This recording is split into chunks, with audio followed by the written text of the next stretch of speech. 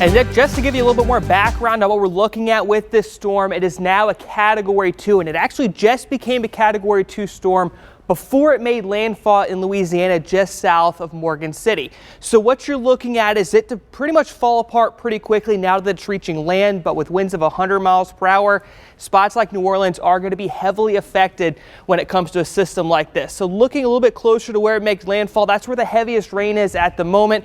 We're going to be keeping an eye on this one as it continues to make its way through areas like New Orleans and then eventually up into Mississippi. Something else of note right here is low-lying areas in the Mississippi Delta will be impacted by flooding. You saw those flood alerts you were seeing before. There's already been multiple flash flood warnings along the coast. And something else that they've had is one tornado warning so far, but we can see those extending as far over towards the east as areas like Foley, Alabama, potentially even as far over as Fort Walton Beach. So if you have family members anywhere in the Panhandle, that's another spot we could be watching. So as it continues to make its way up towards north, you can see New Orleans is projected to be just on the right side of the eye. That is actually the most dangerous spot to be in a storm. You typically see the strongest winds in that northeastern quadrant of a hurricane like this. And so for New Orleans to be in a spot like that, they're going to see the heaviest rain. They're likely going to be seeing the highest amount of flooding in an area like that too, especially here over the next few hours. So the most dangerous time is going to be between about now and midnight tonight for an area like New Orleans. And for those of you with family members that live anywhere along the Mississippi River,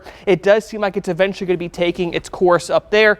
Areas like Memphis, Paducah, Kentucky, also looking at some heavier rainfall getting closer towards Friday. It's also going to begin to pick up a little bit more speed, which is going to be good news for people in Mississippi because they're going to be very susceptible to flooding here in the coming days because of a storm like this, Angelique. So this is something that we're going to be watching for the next few days where heavy rain is going to be a big issue.